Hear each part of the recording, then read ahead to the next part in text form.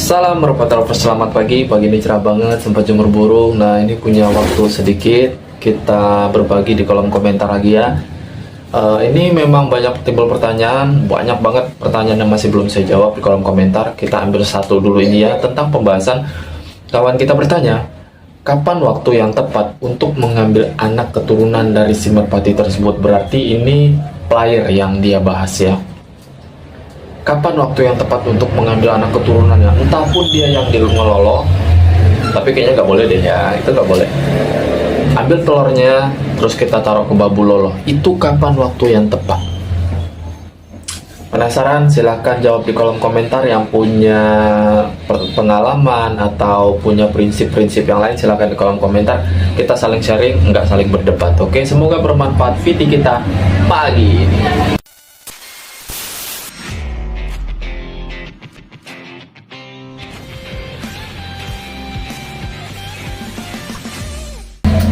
Selamat pagi, salam warahmatullahi wabarakatuh. Semoga saya selalu di luar sana dilancarkan rezekinya min tanpa terkecuali. Langsung kita ke pokok pembahasan. Terima kasih banyak untuk yang udah subscribe, like, dan komennya. Terima kasih banyak untuk yang udah baca. Oh iya, ada beberapa di kolom komentar.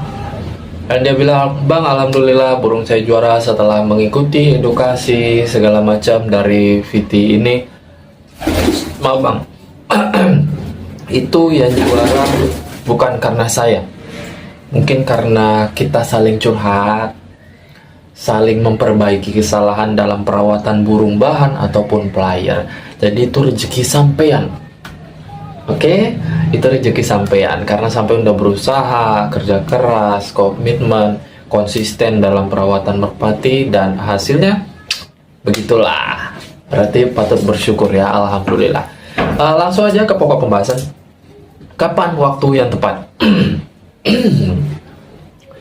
Karena menurut di luar sana, saya sebutin dulu ya, menurut mitos, kalau saya bilang mitos di luar sana, waktu yang tepat untuk mengambil anak keturunan si merpati tersebut saat si merpati lagi on fire, saat player tersebut lagi on fire, atau memang ada yang bilang, oh dalam kondisi dia udah mulai juara, udah mulai naik podium, itu sudah waktunya diambil anak keturunannya, atau ambil telurnya dikasih ke babu lolo untuk ditetaskan. Atau ada yang bilang gini, oh setelah mabung total bang, itu lagi fresh-freshnya, burung lagi bagus-bagusnya setelah istirahat lama, kondisi badannya, itu boleh tuh diambil telurnya untuk ditetaskan di babu lolo. Atau ada lagi mitos di luar sana ketiga, katanya gini, kalau merpati tersebut belum pernah podium jangan diambil anaknya. Itu mitos-mitosnya. Nah yang keempat ada mitos yang lain lagi nih, dia bilang kalau merpati kondisi mabung itu nggak boleh diambil telurnya untuk dikasih ke babu lolo untuk ditetaskan. 4 mitos. Kalau saya bilang, saya selalu menekankan ini 4 mitos yang saya sebutkan. Ingat, mitos. Ini prinsip saya ya, saya menghormati prinsip kalian di luar sana. Kenapa saya bilang begitu? Di sini kembali saya bahas secara singkat aja, nggak terlalu panjang lebar. Kapanpun ngambil anak keturunan dari si player, entah itu dia sedang on fire, baru podium, entah dia beres mabung, atau dia mau mabung, kapanpun waktunya, selama si jantan itu nggak piyik, minimal sudah rampas 2 kali atau 3 kali, 3 kali lah, minimal 3 kali atau 2 kali rampasan, itu boleh diambil anak keturunannya, atau boleh diambil telurnya untuk ditetaskan di babu lolo. Nggak peduli dia lagi mabung kek, dia lagi udah beres mabung kek, dia posisinya belum podium kek. Bang, kalau lu nunggu podium kelamaan bang. Apalagi sekarang pada main burung terah, katanya burung terah ya. Kalau terah semua di lapangan, otomatis itu bakalan sulit orang bilang untuk mencari podium kita yang sebagai tim menengah ke bawah. Karena yang rata-rata podium itu tim yang menengah ke atas katanya, tapi rezeki masing-masing. Itu menurut saya, rezeki masing-masing, mau tim besar mau tim kecil, ada waktunya kita podium. Tapi dilihat dulu kondisi si merpati tersebut, mampu nggak sih bersaing dengan lawan-lawannya yang kita udah tahu setiap harinya ngelopnya kayak gimana, lawan-lawannya kira-kiranya kualitasnya sebagaimana. Itu yang harus jadi acuan sadarkan diri untuk kita pribadi.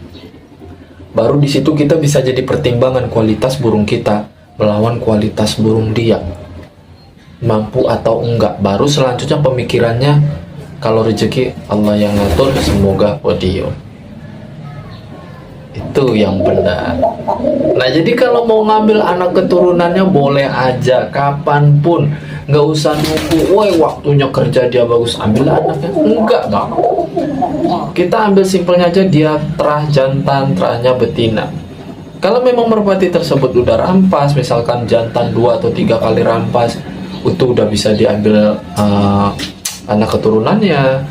Betinanya sekali rampas itu juga udah boleh ambil anak keturunannya. Nah, itu silakan, itu nggak apa-apa. Tapi memang banyak yang bilang di luaran sana tentang produksi atau breeding unggas ini gini, kalau jantan terlalu tua itu nggak bagus untuk anak keturunan berikutnya. Tapi kalau betina lebih jauh tuanya, itu malah tambah bagus anak keturunannya. Itu katanya, tapi kalau saya masih belum berani membuktikan fakta tentang kalimat tersebut atau pengertian tersebut, masih belum. Karena bagi saya, jantan bagus, betina bagus, kalau genetiknya benar-benar menyatu, itu hasilnya bagus. Tapi kalau prinsip saya, jantan bagus, betina bagus, kalau genetiknya nggak ketemu, tetap bubar. Tetap nggak ada gunanya. Serius. Yang namanya breeding itu gambling. Breeding itu gambling. Nggak bisa dijadikan pasti atau kalimat pasti, kecuali sudah mulai dari inbreed, line breed sampai ke tingkat nanti super breed. Nah, kalau super breed itu kalau saya bilang bisa dibilang ilmu pasti. Karena yang dihasilkan sebelum super breed itu kita line breed, inbreed, crossbreed, kita udah melewati itu semua, barulah sampai ke tingkat atas super breed. Super breed yang dimana yang kita bilang super breed itu setelah mendapatkan indukan yang maksimal, jantan dan betina dikawinkan, misalkan ditetaskan 5 anaknya atau 10 anaknya pun, itu semuanya jadi, nggak pernah gagal. Itu yang dibilang super breed. Tapi kalau dari 5 jadi cuma 2, 5 jadi cuma 3, itu bukan super breed, bosku. Masih jauh dari kalimat super breed, bahkan saya pun masih jadi PR. Sama, PR kita sama, guys. Jadi pesan saya untuk kawan kita ini, seandainya sampai yang punya merpati jantan bagus, betina bagus, kalau memang mau ngambil keturunannya, silakan. Nggak usah perlu nunggu setelah mabung. Nggak usah nunggu, oh dalam kondisi mabung nggak boleh diambil anaknya. Nggak usah tunggu on fire. Nggak usah nunggu podium. Nggak usah. Jantan 2 atau 3 kali setelah selesai rampas, betina sekali rampas, itu udah boleh ngambil keturunannya. Karena takutnya apa? Kalau betina terlalu tua juga biasanya bakalan nggak mau nelor lagi. Itu kenapa beda sama ayam. Beda. Kalau burung betina semakin tambah tua itu bakalan macet telurnya. Dan jantan untuk merpati juga gitu. Semakin tambah tua, resiko infertilnya itu semakin besar.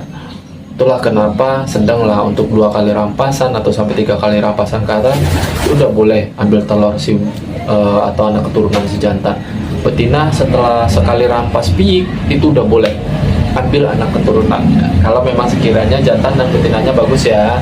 Jantan dan betina bagus saja hasilnya masih gambling. Gimana kalau kita entah jantan bagus betina nggak bagus, atau jantan nggak bagus betinanya bagus, itu jauh lebih parah gamblingnya.